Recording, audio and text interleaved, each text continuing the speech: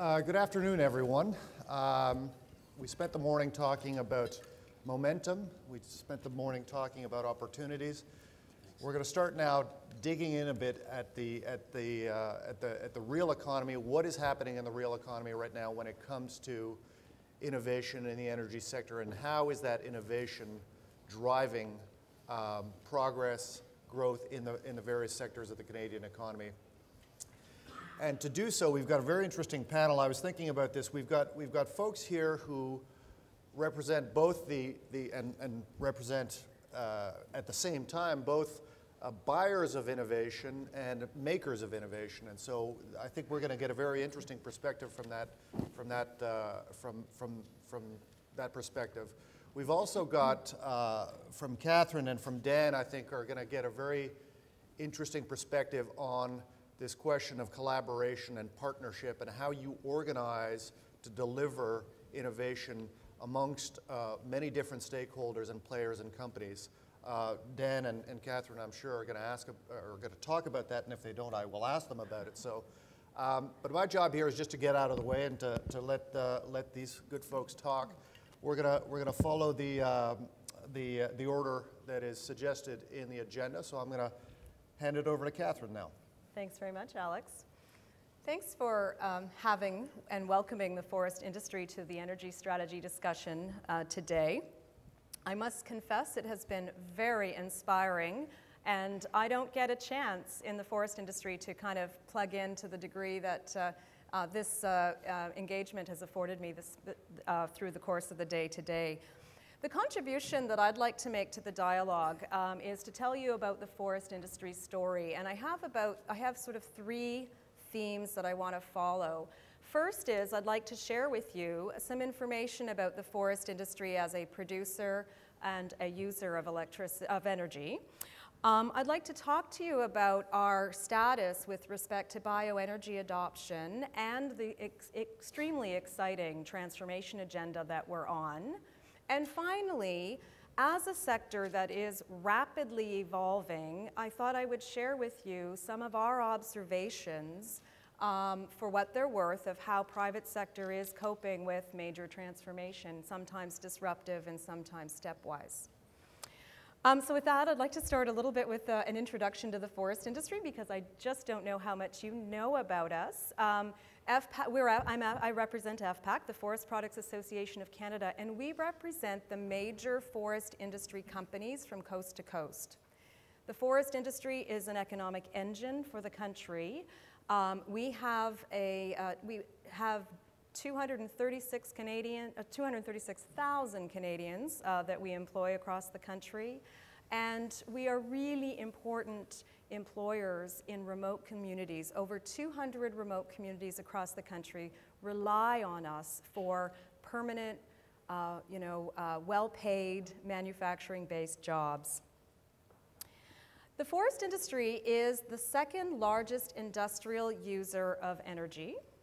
So we are 573,000 terajoules worth of use, but we also happen to be a significant producer. So 80% of that demand is actually we produce by in our own capacity, mostly through bioenergy.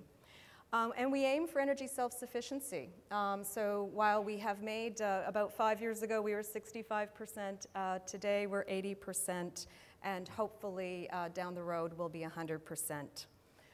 Just as one metric, on the electricity side alone, we produce 3 nuclear reactors worth of electricity, and that's just a metric, and we strive to double that. We've made billions of dollars of investment, and I'm afraid I don't have the exact precise figure for you, but as we look around and add up, we know we're billions of dollars in, and this investment in the bioenergy space has really improved, obviously, our competitive position, or we wouldn't have been making those investments, as well as our greenhouse gas emissions. So we were doing it to do this. We've accomplished both. Here's where we're at today. Through energy innovation in over 80 facilities across the country, we have eliminated coal. We've reduced our dependence on oil by 95%. We have seen our greenhouse gas emissions be reduced by 62%. In Ontario alone, that number is 87%. But what has it done to our cost structure? We have actually enjoyed the benefit of those investments have translated to a 33% reduction, or even better in many cases, in our energy cost structure. So I illustrate that as the twin pillars of environmental performance and economic improvement are certainly happening in our sector through bioenergy and energy innovation. Having said that, it's really important to the forest industry that we do not stand still. So the point was being made earlier on the previous panel about the need for urgency, and in our industry, we embed that in spades. We're facing real game changers out there, the Apple revolution or the iPadization of our society. We have competing jurisdictions that can grow trees, and I've seen them, trees that tower above me that are only 9 years old. Of course, the Canadian equivalent, that tree would be 65, 70, or 75 years old. We have 3D printing, which as a manufacturing industry, this is causing a major revolution in how manufacturing will be done in the future. And so we're keeping our eye on that and recognizing we must change. And of course, we're seeing the march of into middle class of some major exciting economies globally. And so we really feel both that we must continue to evolve to keep pace with all of those changes, but in addition, this gives us a lot of opportunity for moving forward. Last year, about a year and a half ago actually, in fact, we launched something called Vision 2020 to identify for our stakeholders, our communities, our governments, et cetera, where all of our transformational agenda was taking us. And we have a number of inspirational goals associated with that vision, but one I thought you might be interested in is one where we aim to add an additional $20 billion of economic activity into the Canadian economy through the adoption of innovation and through the access of these new products into new global markets. So it's very exciting. We've already begun. If you are thinking of the forest industry as the hewers of wood and the drawers of water, which I know many of us do, that is the bygone industry. If any of you are wearing a shirt that might have come from India or China, you might actually be wearing a shirt that contains a Canadian forest product.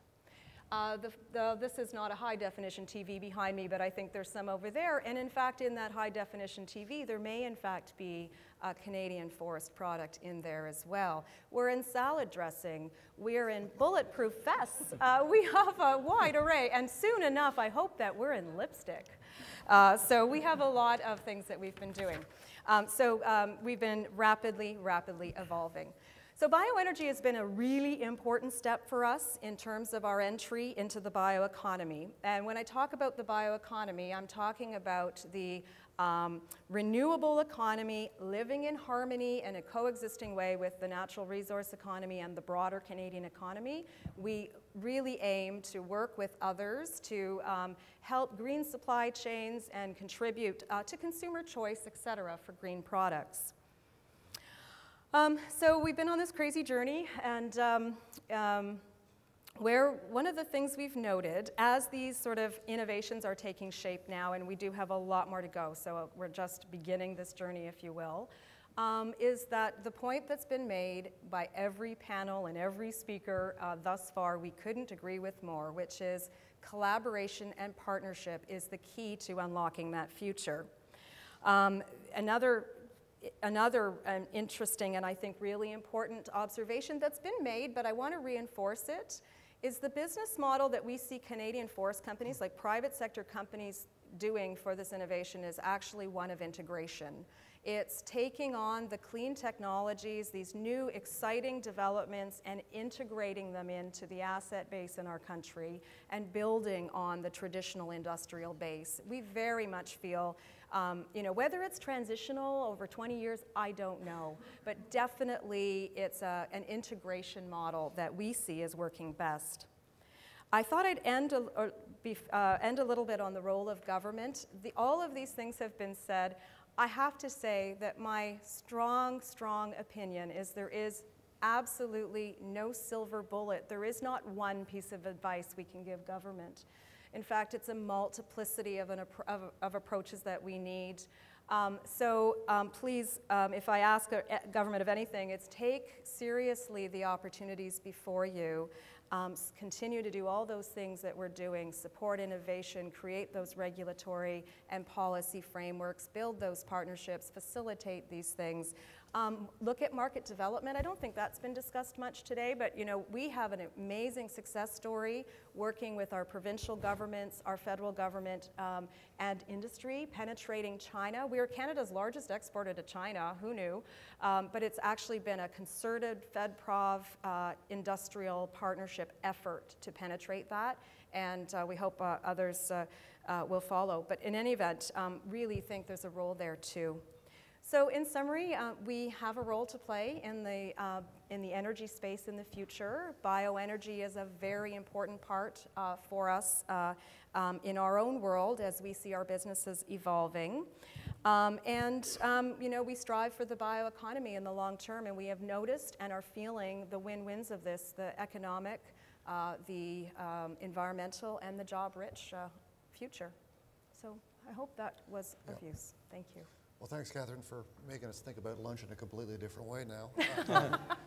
But you know, there's something in the story of the forest products industry in Canada, which I think is really valuable to focus on, which is an industry that found itself, for lack of a better term, sort of boxed in terms of its international competitiveness, and using innovation and a lot of leadership from your association to use innovation to basically reboot that industry in a way that you kind of described. It took a crisis. So, you know, those kind of pain points I'm very interested in exploring, and I think we'll get back to it. But we're going to pass it now to Doug and talk about your sector.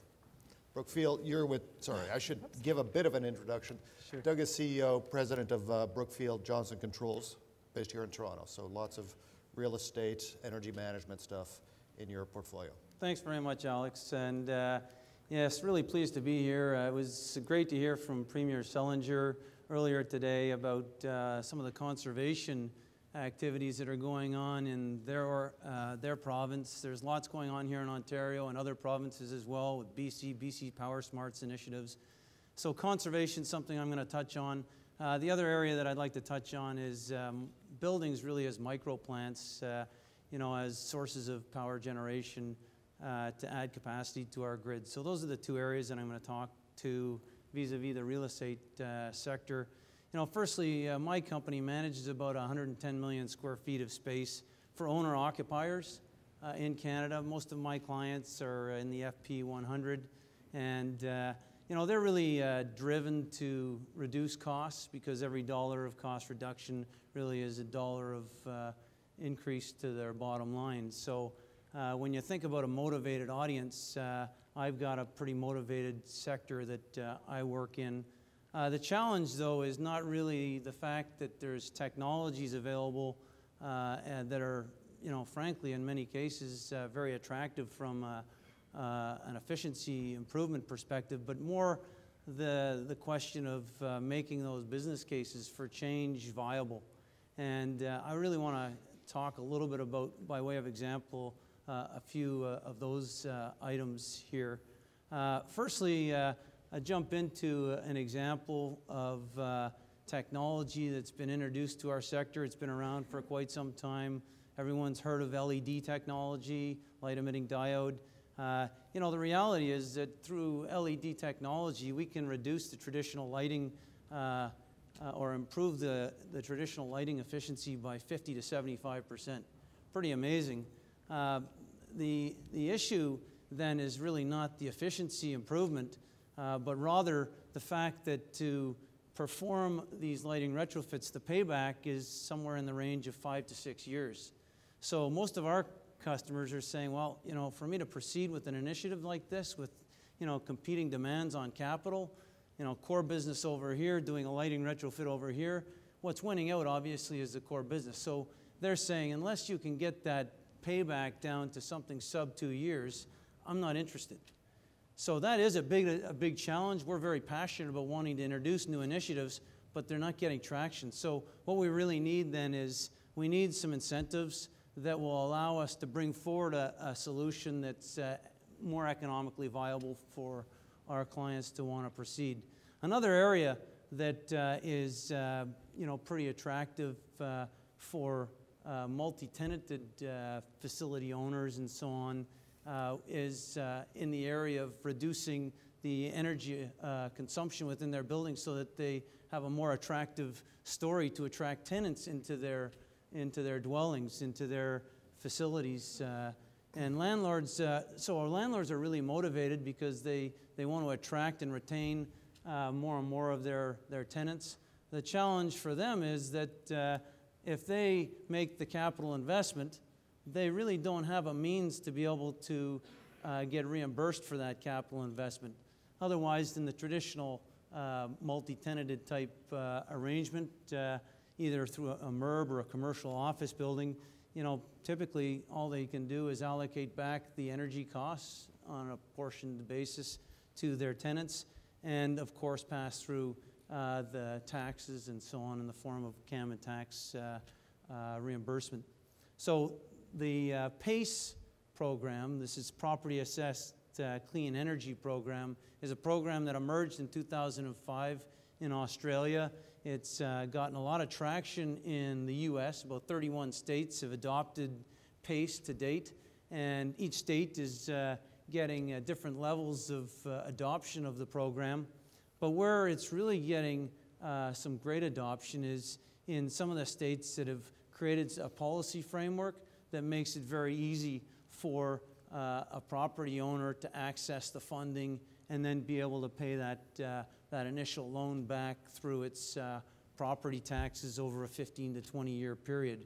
And certainly Ontario has done a great job in this area. In fact, legislation was introduced last year enabling legislation for the municipalities to start to enter into these type of PACE arrangements with property owners. We're not seeing a lot of traction as of yet, and I think that if we look out into where we have seen great adoption, we have to look to certain jurisdictions like Connecticut. And Connecticut has introduced legislation and a program where the state actually provides the long-term fixed rate financing back to the property owner, and then the municipality will more or less administer the annual tax assessment and then remit the benefits to the state through the period of the loan repayment. And I think that's a model that we need to look at here in Ontario, and it's a model that other provinces should look at adopting. I think it makes a ton of sense and will give us an opportunity to really start to motivate our property owners to want to drive greater energy retrofits and obviously look to reduce energy consumption within their portfolios. So that's a big opportunity for us. Another quick win for a lot of the provincial folks that are in the room, utilities, is commissioning. Commissioning programs, pretty easy, pretty cost effective, 1.6 year payback. Most property owners would sign up for it if there was a bit of funding there. BC Hydro actually launched a program in 2008. They had about 250 buildings go through the process. Could have pushed more through the process. I think funding was an issue there, but in terms of being able to allow all the desired participants to access those funds. But with the 250 buildings that participated, they had a 6.1% reduction in energy consumption and costs, and 10.8% fuel cost reduction. So pretty effective program as well, and pretty attractive for a property owner to sign on to. So that's a quick win, I think, for most organizations to want to look at implementing back home. My final point is really around buildings is microplants. Obviously, we've all heard of distributed power generation and the great benefits that distributed power generation creates for us. Secure power fault tolerance, the idea of more green power being brought onto the grid. I find it really amazing, the fact that, you know, I was speaking with the gentleman, Ian McClellan, last night. Ian started the, you know, solar power company Arise, and, you know, he basically was explaining to me that, you know, the technology is advancing in this area so significantly that, you know, we're at a point now where efficiency within the next year will be another 2% higher than it was last year. And, you know, the cost curve on solar is coming down significantly, such that, you know, more and more of these installations are becoming economically viable. So I think that one of the things that we need to look at is a means to be able to allow for an on-site generator, whether that be a residence, whether it be a commercial property. If you've got the on-site generation, you've made that investment, you're on grid, at a point in time where the grid is down, be able to actually transfer back to be able to use that power that you're generating on site. And today we don't have that opportunity. I think that would be something that would really motivate organizations to make the investment beyond just the ROI being reasonable. It's not great, but being reasonable, I think that would be another sort of benefit to an on-site generator. Lots of opportunity. You know, one factoid to leave you with, look at about 500 million square feet of roof space, viable roof space in the CI sector in Canada alone today. And if we were able to convert that roof space into power generation through solar, we could essentially take 2 nuclear power stations the size of Pickering off the grid. So something that I think we should be looking at more intensely. Thanks very much. Thank you, Doug. I'll just pick up quickly on your point around on-bill financing type models. We've just done a piece of work on that, so very, very curious to dig into that a bit. But also sorry that the Premier's not here, because I was reminded that the last piece of legislation that the Premier was involved with as Minister of Communities was in fact that very legislation. So she's a big fan, I am told, of that particular approach. Now we're going to go to Dan, who is with COSIA, the Canadian Oil Sands Innovation Alliance, to talk about that as a model, obviously, of innovation within that particular sector. Dan has got a very interesting background and resume if you care to look at it. I will point out that he will not stand for any kind of hockey analogies here as a CFL alumni. So if you've got a question related to hockey, don't ask it to him, please. But Dan, take it away. I'm actually going to stand up and stretch a stiff knee that's an unfortunate artifact of an early career decision. Yes, I am. So my title is the Chief Executive with COSIA, which stands for Canada's Oil Sands Innovation Alliance. And my first comment, what I'd like to do is point out that the companies very, very deliberately, they're in the alliance, chose the name of the organization to be Canada's Alliance. This is not a Western province. The companies really see themselves as nation building as part of a very large part of not just the current, but the future, economic future of this country. So we're Canada's Oil Sands Innovation Alliance. So what we are is an alliance of 13 oil sands producers that account for about 90% of production in the Canadian oil sands, and that stands about 1.8 million barrels a day. So these are quite large companies. And essentially the companies do 3 things inside of this alliance. The first thing they do is they drive accelerated pace of environmental performance improvement. So we accelerate the pace of environmental performance improvement. We collaborate and we innovate. So when you have this many new alliance members or companies coming together inside of a new model, we really have to keep things as simple as possible. So we often ground ourselves in sort of foundational tenets and foundational thinking. So what does it mean to drive accelerated performance improvement? We ground ourselves really in the tenet that unless you set a goal about where you want to end up, you can never be wrong and you can never be late. So what that means in the COSIA context is the companies have committed and are setting regional environmental performance goals, and they've committed to report publicly on progress towards those goals. So with goals set into the future about what the environmental performance they want to achieve on the landscape, then that allows them to do one key thing, which is calibrate the amount and the type of innovation that they require collectively to have the knowledge and tools to be able to drive their performance to that collective end state. So we drive performance through goal setting.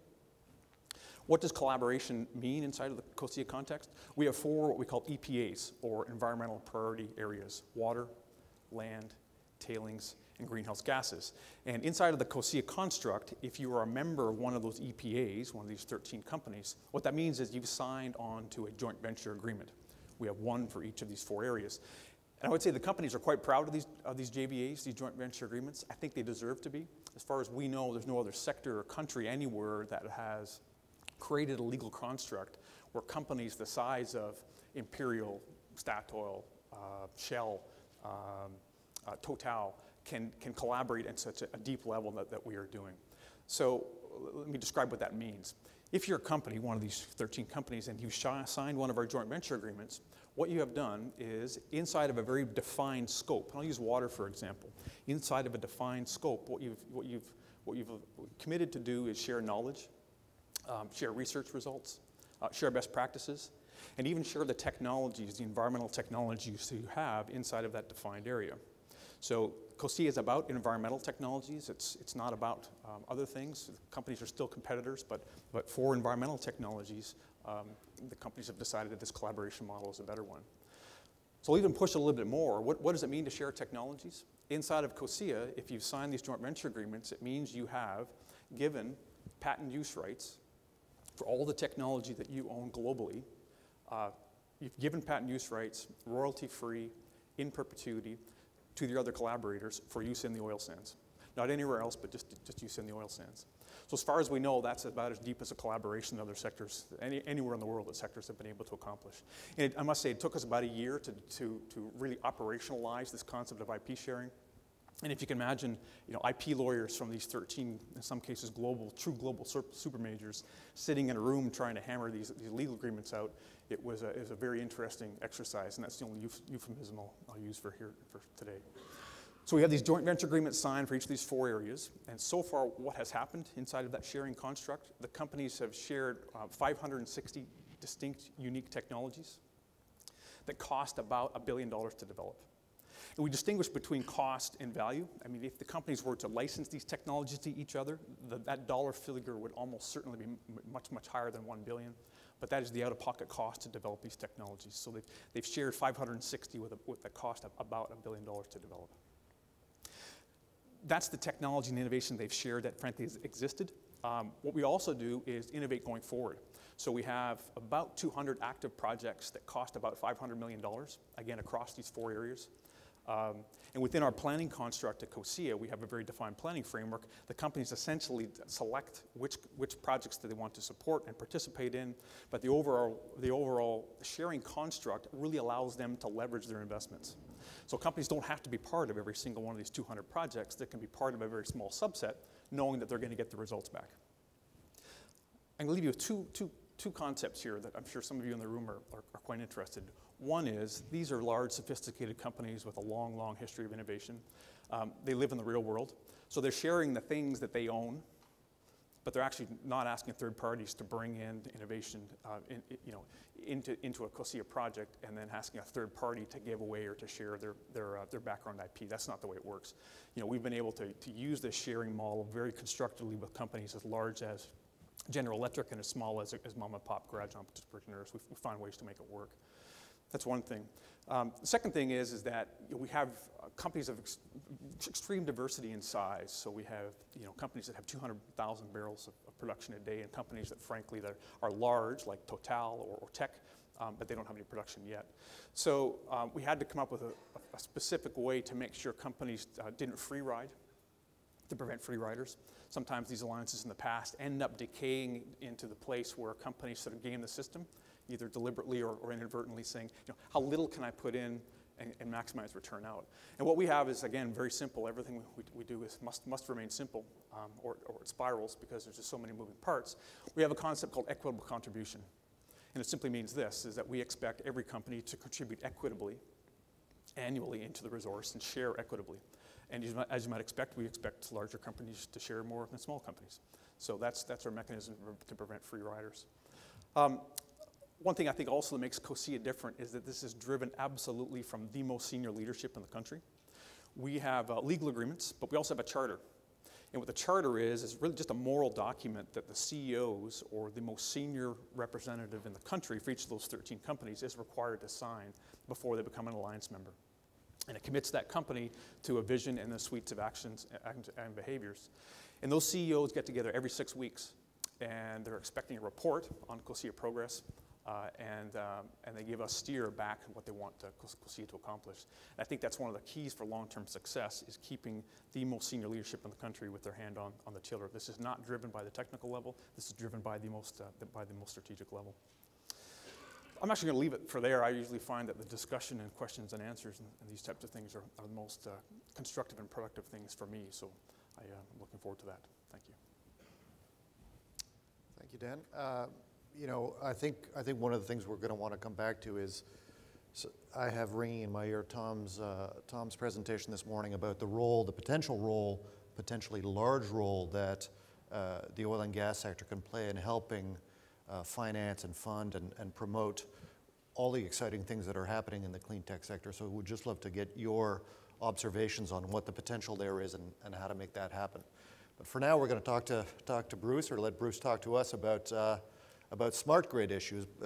Bruce is with IBM, and so very involved in the range of technologies that involves. And over to you, Bruce. All right, thanks very much. So I want to talk about a couple of aspects that really drive innovation. Talked about a little bit today, but I'm going to delve into a little bit more. One is data, the other is customer. So the two areas that I think are really going to help drive innovation in this industry that we're in. And we like to talk about data, and that data across all industries it's the new natural resource. Very applicable to talk about it here on this panel, but it really is. We mine it. Minister Shirelli talked about it last night. You know, we mine the data, we collect it, we analyze it, we understand, we predict, we optimize, and we actually learn from it. So it becomes cognitive. So that's important. And innovation is occurring in analytics, in cloud, mobility, across all industries. And it's starting to be very important here in the energy, and especially in the electricity industry. So it's a key focus area here. And we're seeing huge opportunities when we think about integration of renewable energy resources such as wind and solar, coupled with more granular and precise weather forecasting. So understand when the solar, when is the wind blowing, when is the sun shining, how is that going to impact the grid? And that's all about understanding the data. It's taking that data and doing something with, turning it into actionable information, or intelligent information, I think is more important.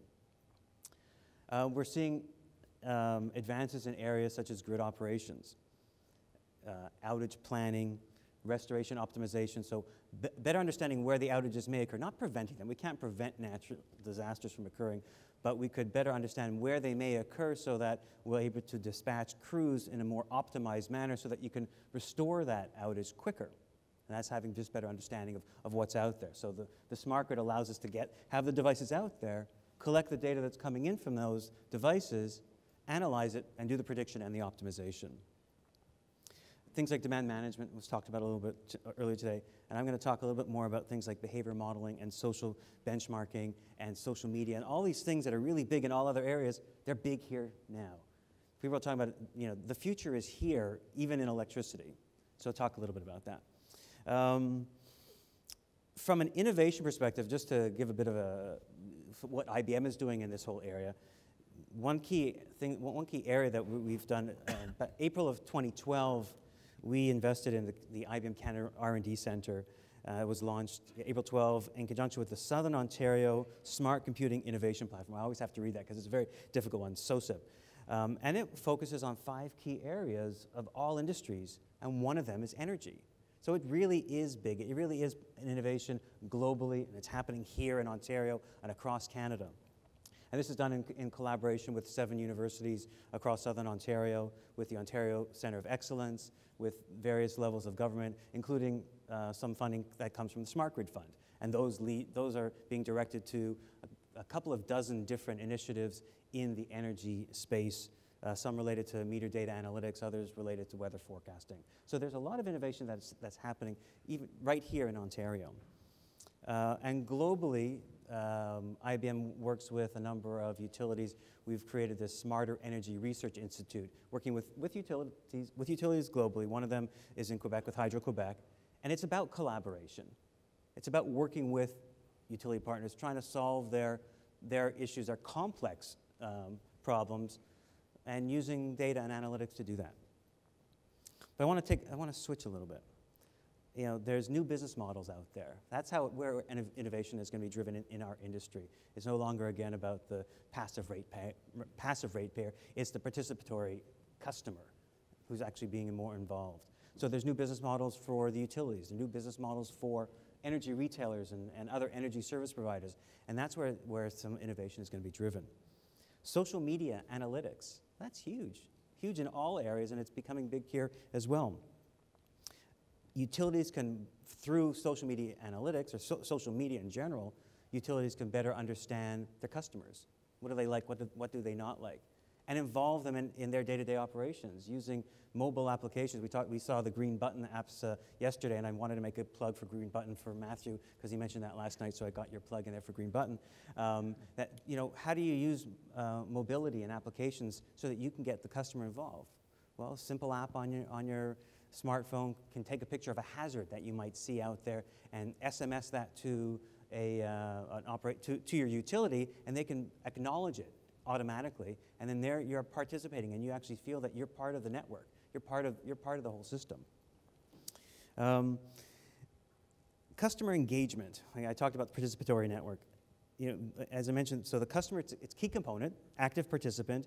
Now we talk about renewables. Well, the customers are the ones who are selling power into the grid through renewable, let's say solar and wind.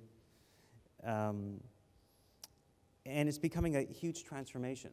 So there's a lot going on in this whole area. But I think what's really important is not just customer engagement, but customer education. If I ask people around in this room who understands smart grid, or at least knows what smart grid is, or can give a definition, how many people would say that they understand what smart grid is? Raise of hands? A few raising of hands? Not everybody, but you know, most people. And we're in, what's it called? The Canadian Energy Innovation Summit. So think about the 30+ million people in Canada have no clue what we're talking about, right? So how are we going to demonstrate value? I think someone this morning said, you know, pay $300 for your cable bill, and then HD comes in, you'll pay $80. You know why? Because we understand the value. We're paying for the value. So the customers need to understand what's the value of electricity. Turn on the light, it works. Yeah, well, no one's helped me to understand what that value is. And I think that is going to be key and paramount to being able to drive further innovation by the customers understanding the value, so that then the utilities can start being innovative and the regulators can change their processes to be able to make it so that you can invest because they know that there's some value that's going to be generated from it. So understanding that, I think, is really key. And I think it's our job to help to, as an industry, to help to make the customers understand what the value of electricity is. Now, they've seen stuff about smart grid. We'd say smart meters, especially if I just use Ontario as an example. It's been the most prominent, the most visible component of smart grid to the end users are the smart meters. So there's been a lot of work being done on the smart meter data because, well, that's what they see, so that's what we have to make visible to them. And there's things I mentioned before, social benchmarking. So providing energy consumption information back to the consumer in such a way that they're going to have a drive to conservation. How do you do it? By the social benchmarking, you compete, you compare what you're doing compared to your neighbor, so that there's a bit of gamification. So people really get going when they know that there's a bit of something win or lose. Even if it's not for money, they say, well, I want to be the best. So you can do that by leveraging data and other data that's available as well. Again, the Green Button initiative, the customer access, well, all the innovation we saw yesterday afternoon with the apps there, well, that's because of the data that's being made available to us from the networks, or will be made available to us. So I think just really to close on a few things, customers, again, they expect the power to be available at all time. We have to educate. Electricity is sort of part of just a larger ecosystem.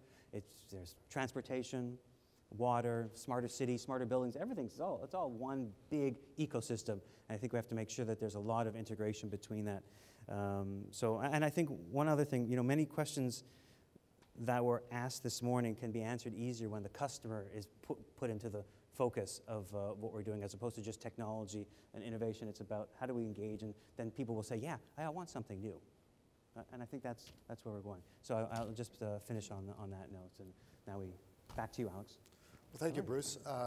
Before I go any further, I have to confess that I've been calling Gord here, or I've been calling Doug here Gord instead of the proper name, so my apologies. Doug's my twin brother. There we go. That's what I thought. Other Mr. Hicks. That's right.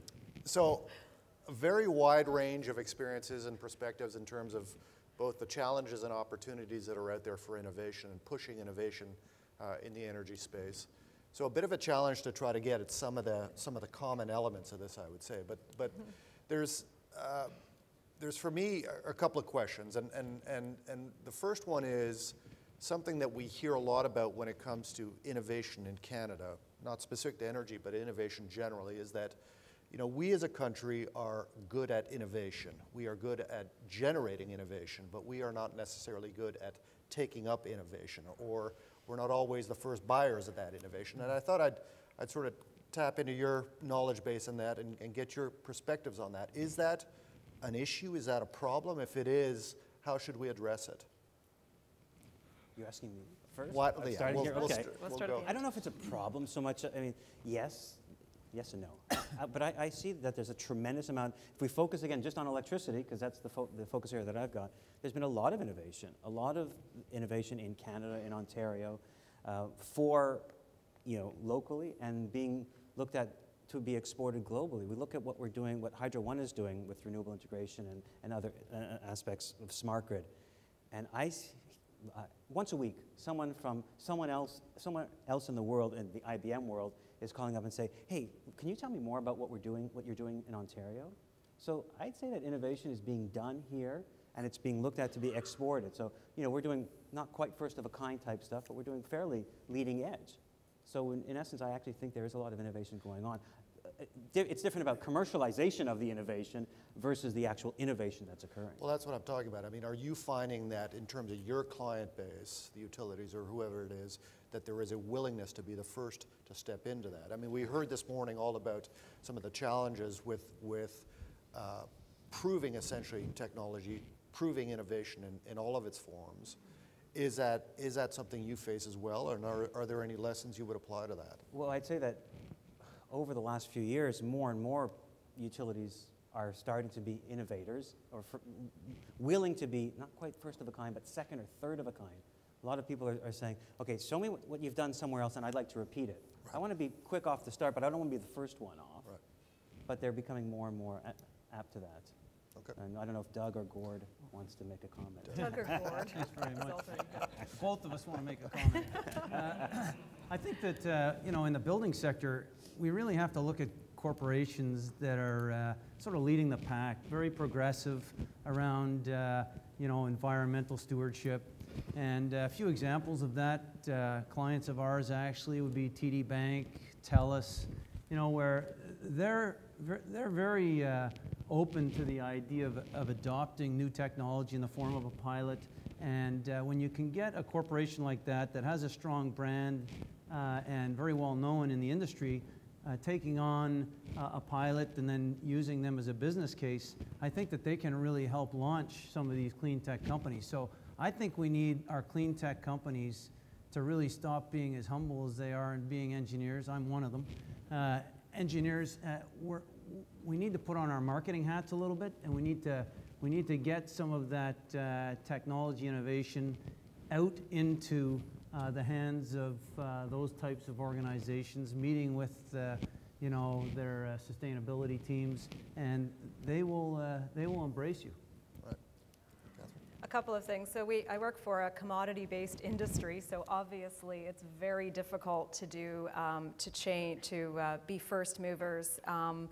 But a couple of ways that we're approaching that is, number one, we do try to use the mechanisms that exist to share the risk, and usually with our governments to do that first commercial demonstration. And we have some in Canada, certainly in the forest industry. Very proud of where we've done those first demonstrations. out there. The other thing we're doing more and more of, though, is working within our innovation system to link in companies like the ones that I represent farther back in the innovation chain, I think, and not only ourselves as the potential adopters, but also our customers. So we're really trying to pull everybody back in earlier into the innovation system so that there's, first of all, commercial relevancy and understanding of how the innovation that's emerging, a particular example, might link into your company, and also sort of harnessing harnessing the power of the innovation system to really bring forward, at the end of the day, more easily adopted technologies, because they're more commercially relevant to the needs of the marketplace and of the companies that will be adopting them. Right. Yeah, I think the answer to the question needs a little bit of context, and I'll of course answer it from an oil sands perspective. You know, the COSIA member companies, frankly, are among the most economically successful companies in the most economically successful sector in the history of the world. So from one lens, it's a bit difficult to say, you know, they're not getting it right. Having said that, when you take a look at what they are, you know, and they have shareholders. I mean, they have owners and they have expectations, and the shareholders and the expectations of those shareholders for a COSIA company is not the same as a Twitter or a Facebook or some type of more high risk risk investor. You know, they have a risk profile, and these companies are pretty darn successful, run by pretty smart people. So, and they're comfortable within that business model. So that may be a bit of a defensive answer. You know, the other side of the coin is that when you actually really take a look at, in this sector, what the speed of innovation means, you know, for the timelines that's reasonable for us, from ideation to commercialization can take 10 years, 15 years, 18 years. That's just how long it takes. So, you know, even if you're accelerating innovation and cutting it down by 40%, you're still looking at a 7-8 year ideation implementation window. Just a couple other comments. You know, if there's two ways to take bitumen out of the ground. One is to mine it. That's self-explanatory. The other is what we call in situ, and quickly it just amounts to injecting steam deep into the ground, melting the oil out of the sand, and then pumping the oil to the surface. That wasn't even possible 20 years ago. And frankly, it was a provincial government that said, created a new institution called AOSTRA that said, we want this institution to solve one problem. How do you get deep bitumen to the surface economically? To me, it's just an absolutely fantastic innovation model that isn't the field of dreams model, build it and they will come. It's not creating the conditions, it's being absolutely specific on what you want to do, and then creating the teams and system necessary in order to solve that. That's much more the philosophy that what we are about, is solving very, very, very specific issues, not the field of dreams model, build it and they will come. The other thing I would say, just harken on to Catherine, I think she absolutely nailed it. Commercialization, adopting innovation is all about risk. That's what these companies do. I mean, these companies are basically one big risk management system. And to the extent that you can leverage that risk and diffuse it, then that is going to speed innovation.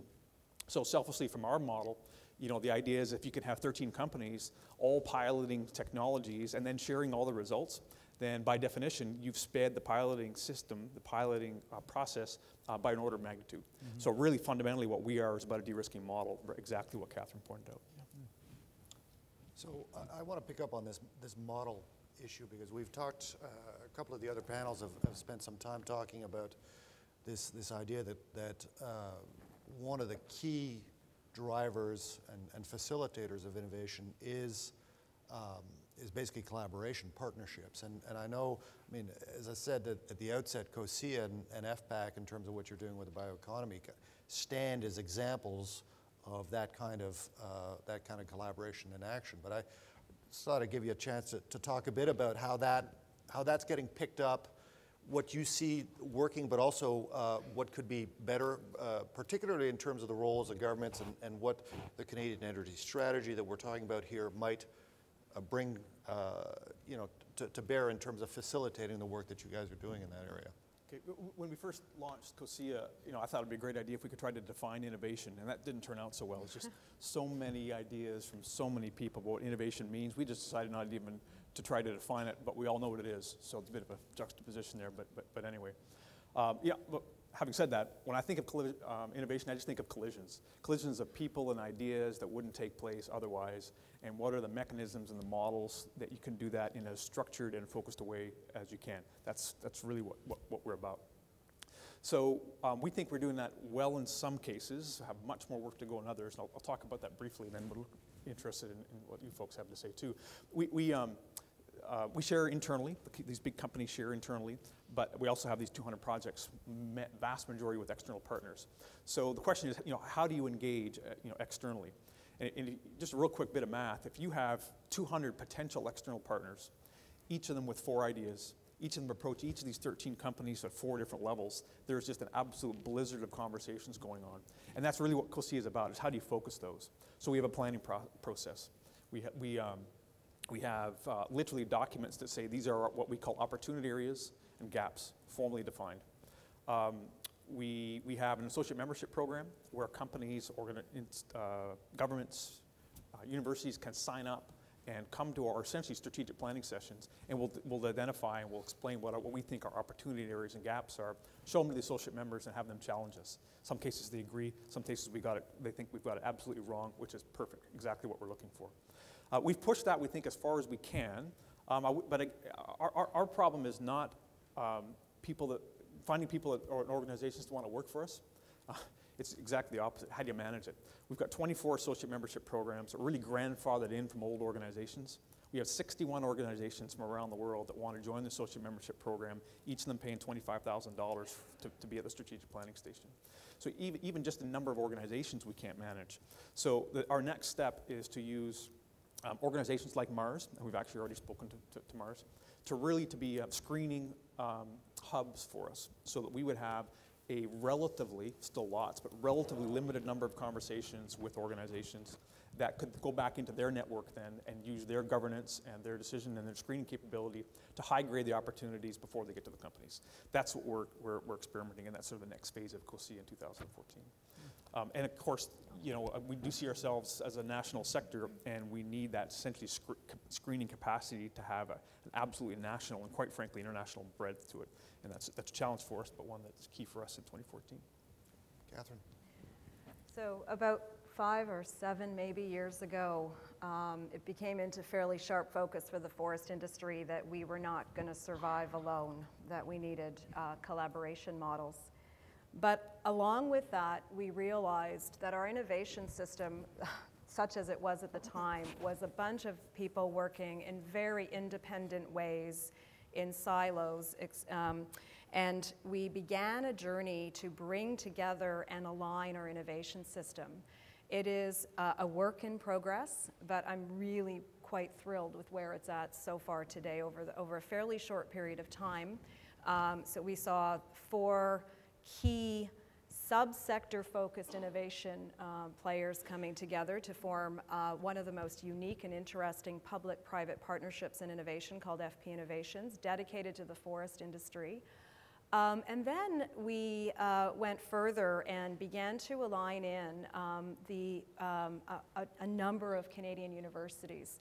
So in our innovation system, where we're at now is we are harnessing and aligning with 26 universities, which includes 130 some odd professors, 400 postdocs and doctoral students, PhDs, all working on the future of the forest industry. Incidentally, all lined up under Vision 2020 that I mentioned earlier. And where we're heading next is trying to harness the opportunity within the college system.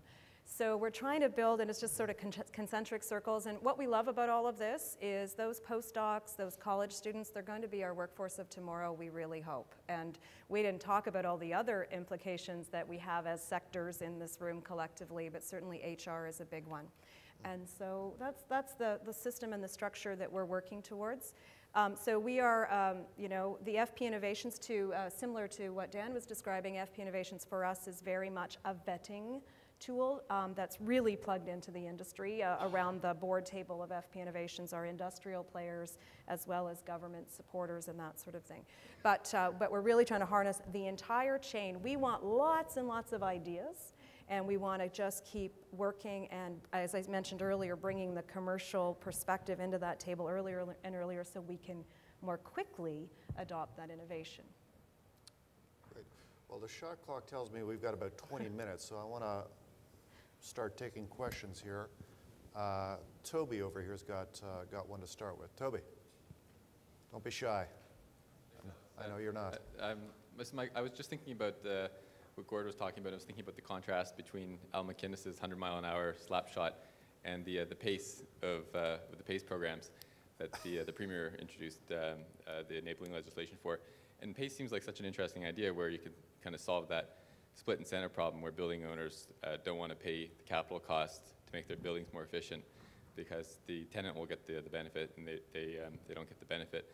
But with the pace, the property tax can pay back the loan that is used to do the retrofit, and then the building owner gets their money back because they're allowed to pass the property tax cost directly to the tenant, but not the capital cost.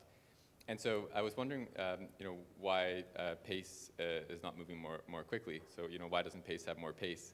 That was for Gordon, and maybe Bruce had a question for you around information around big data and buildings, considering that buildings are one of the biggest users of energy. And there's a lot of examples in the US where cities like New York or LA or San Francisco require large buildings to report their energy and benchmark themselves in public databases. What kind of scope you see for that kind of requirement in places like Toronto and Vancouver and major cities in Canada? Thanks. Thanks, Toby. Want to take the pace? Gordon. Sure. So Pace of pace. why has pace not gotten off onto a faster pace? The reality is, I think, certainly it has in some jurisdictions. It's doing quite well. It's been in place and it's been well marketed. And as a result, building owners are signing on and it makes a ton of sense to them. Tenants understand the benefit. Typically, there's a net gain for the tenant, actually, because the energy savings far and exceed the additional tax costs. So, they're benefiting right off the bat. And of course, building owner is benefiting because ultimately they're, implementing improvements that, of course, retain and attract new tenants to their facility. And it's been proven, in fact, that for building owners that conduct energy retrofits, that the value of their buildings go up by somewhere in the range of 10 to 13%. So it makes a ton of sense for building owners. I think what we've got here is a failure to communicate. Somebody said that. Someone very intelligent said that once. But that said, I do believe that we need to make these programs easier.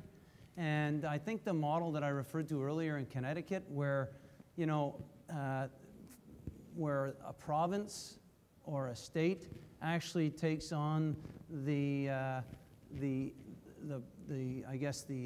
objective of raising money to be able to provide the funding for these initiatives versus multiple municipalities having to do it on their own is probably a catalyst that would start to engage more of the municipalities on board with access to those funds that they could then pass along to their constituents. And all the municipality essentially then has to do is, sign the deal, if you will, with the property owner, then collect and remit the benefit to the province or state. So I think we need to facilitate it, and we facilitate it by having the province be responsible for the funding and financing mechanism. Yeah, and I'll use that to kind of give a shout out to what the province is doing. Ontario is doing, obviously, on the green bonds piece, which I know that, Toby, you're involved in as well. Green bonds, a great way to raise that revenue and to turn it over to the municipalities to manage that way. Absolutely. So I'm going to try and answer the second part of the question. Yeah. All right. But, which is back to, in a way, to Gord, because it's about smarter buildings. It is part of the ecosystem, and I think it's not just the building, it's what's inside the building, or what the people who are leasing or owning the components in the building are doing. So like data centers, making them more efficient, green data centers. Everything's about green and smarter. I mean, it's all about, making it more efficient. So I think that's it's part of the ecosystem. So they're just one other component of it, and they are being treated the same way. In fact, there's some more intelligence, I guess, more advancement. You've got building energy management systems, which you know a lot about. So that's a mechanism for a building to be able to become more efficient in their use of electricity and other energy resources. Great, Bruce. Jillian. Hi, Jillian McEachran with Environmental Defense. I want to acknowledge the progress that has been made on environmental performance in the forest sector over the last decade. It's not just energy use, but things like logging practices and pulp mill effluent. That was partly due to market forces, but also came following some significant controversy in different parts of the country. A lot of people now like to equate what's happening in the oil sector, particularly around pipelines and oil sands, to what happened in the forest sector previously. I think the one key difference, though, is that oil isn't an infinite resource as wood can be if done properly. And if Canada is going to address climate change in a meaningful way, we actually need a pathway to move from reliance on fossil fuel to clean energy. We can't just do all of the above and do more clean energy and more oil. So I guess my question is for Dan, in terms of, back to Tom's point this morning, if oil companies were to step up to the plate and truly invest in becoming energy companies and helping us transition to a low-carbon economy, it could happen much faster. So I guess I'm curious to know what you think in terms of what types of policies, market signals would help oil companies move in that direction. When the oil sands producers decided to set COSIA up, they made a very, very, very deliberate decision to set up a new legal entity with a new structure and management, frankly, that had some technical background, and to separate the technology, knowledge, innovation, collaboration functions and solution space from policy. Policy, our sister organization, or at least the organization that has the same members, the Canadian Association of Petroleum Producers, has that mandate for advocacy. So really what our mandate is to create options for the companies, technology options in order to accelerate their environmental performance improvement. I'm just describing the lay of the land. What I can say, though, is that I think the companies do have a very sound understanding that the technologies that they work on and develop can be best done if they are developed in ways that could flow into other areas, other types of sectors. So let me give you an example. I described very briefly this concept of in situ bitumen extraction. You inject steam down into the ground, you pump oil back up, and then you recycle absolutely as much of the water as you possibly can. It's essentially desalinization, that's what it is. And when the companies take a look at, around the world, other sectors, other geographies that require desalinization, of course, the vast majority of the world needs something about that. Middle East, Saudi Arabia, southern Canada, southern states, Australia.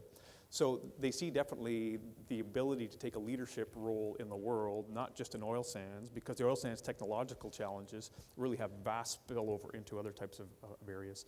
So I think there is an understanding of that and a growing understanding of that they can and will take a leadership role.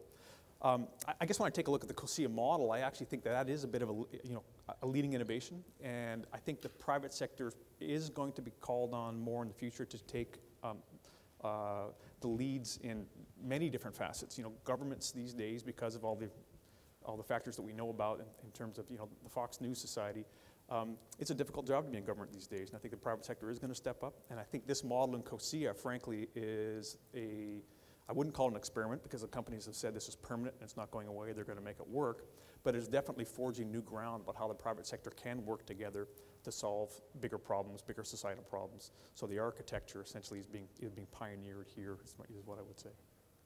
Yeah, and thinking about this, it goes back to the point I was making in terms of Catherine's intervention, the kind of pain points concept. There are a number of pain points that are market driven, pricing, the kind of challenges that the forestry industry faced. There are pain points that are more social in nature. I mean, climate change being the ultimate pain point that we face, right? And so one of the things I think that is very interesting to consider in the context of this energy strategy, again, is how do we ensure that the market drivers that exist for innovation that are going to take us in the right way are aligned with the policy drivers that are going to overlay the kind of social pain points that we face in a way that wins for everybody, right? Getting your take, I want to get to some other questions, but if you guys could all weave into your responses to this, your sense of where there may be a misalignment of market drivers for innovation and policy drivers, and how to basically merge those kinds of gaps or fill those gaps in a way that helps the strategy. I'm not going to ask you to answer that right now because I know Tom's got a question. And he has a mic, so. Gord, I want to push you a little bit in a friendly way on one of your responses. So you're the CEO of a company that has 110 million square feet under management. You clearly see where buildings can go. You've articulated it personally to me on a number of times, and today you've articulated where buildings can go as distributed power sources. So you're clearly motivated as that CEO. What role do you see Brookfield and your competitors playing when it comes to bringing the ESCOs and the PACE bonds of the world to your client base? Is it simply a matchmaker? Can you not bring that expertise and that service to your clients? So you are the catalyst as far as I can tell. And I want to just push you and say, do you envision Brookfield being that catalyst, and how might that happen? How might we accelerate your role in bringing those various players together? Because you sit in the middle of it, right? Yes, we do, Tom. Yeah, so I do see an opportunity for us to be a catalyst. In fact, in many cases, we are a catalyst, mostly on the conservation side, where we're bringing, we're working in the built environment for the most part, Tom, in as much as we do provide some suggestion and influence some of the design. Most of our customers are, locked into their design principles, and we're mostly on the operating side.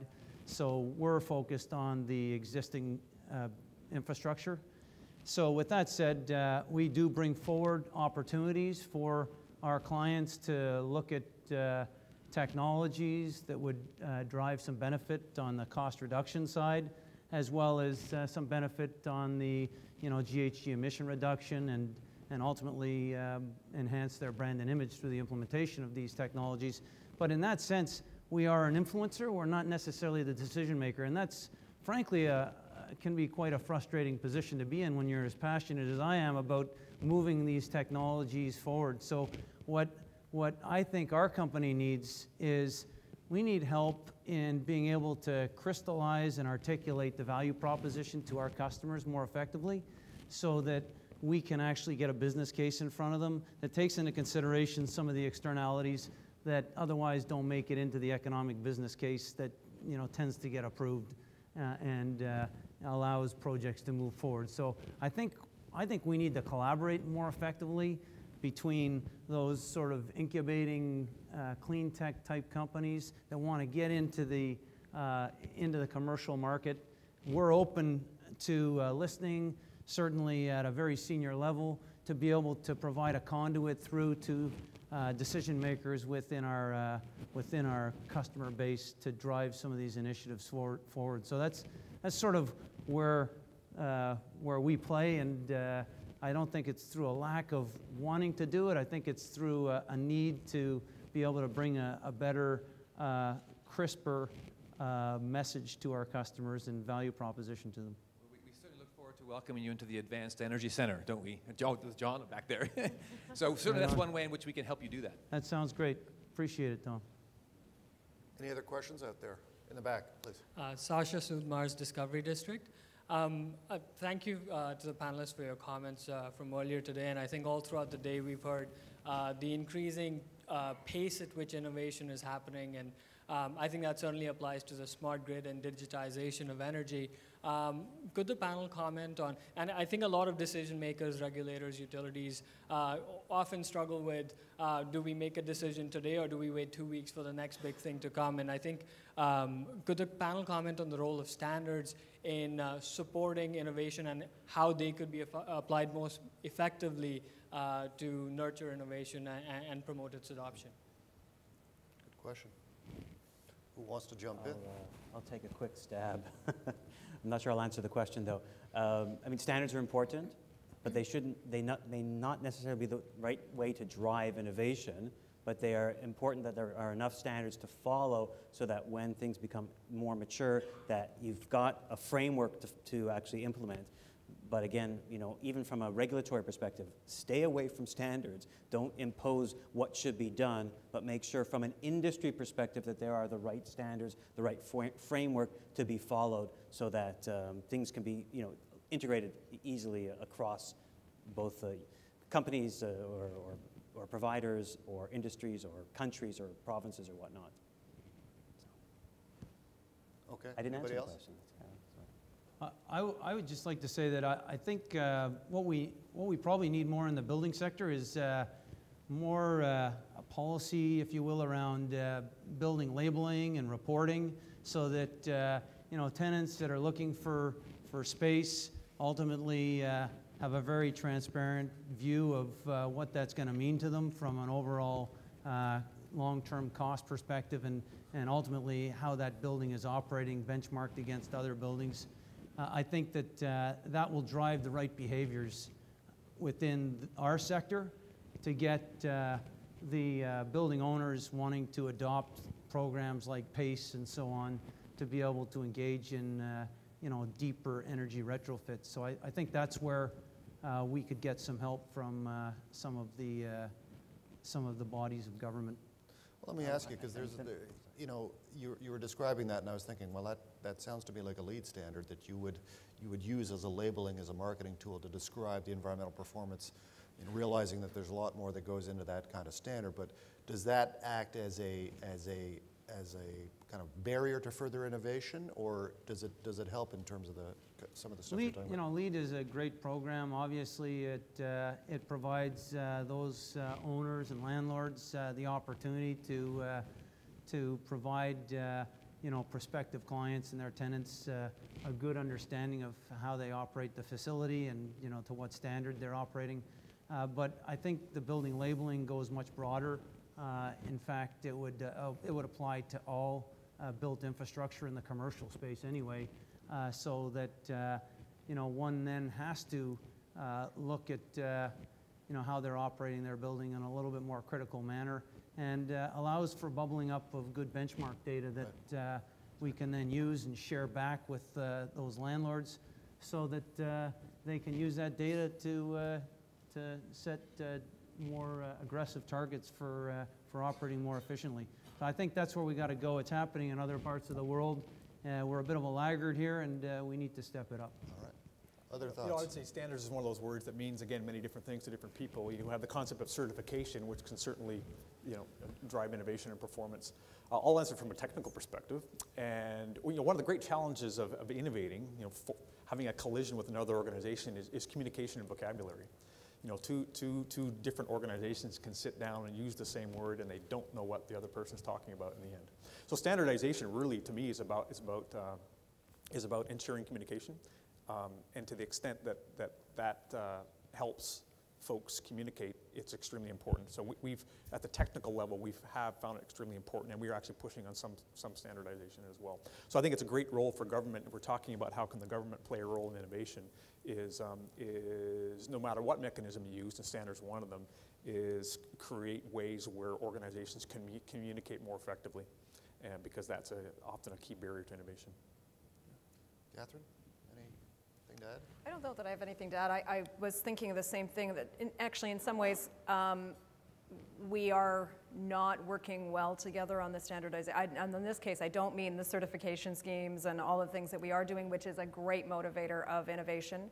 But also when you're introducing new products, which is kind of the space that the forest industry is in a number of fronts, there is an awful lot of work that has to be done for standardization. And this is where there's huge gaps globally, and we actually have begun conversations with our counterparts that produce forest products all over the world to work more collaboratively together for that. So I just think you're identifying an area that does deserve some more attention if I'm understanding what you mean by standardization. Well, I see, I've been told that I get a bonus if I end early, and I've got a minute to spare here, but I just thought I'd invite you to thank my panel here for their very intelligent and useful contribution to this discussion, so thanks.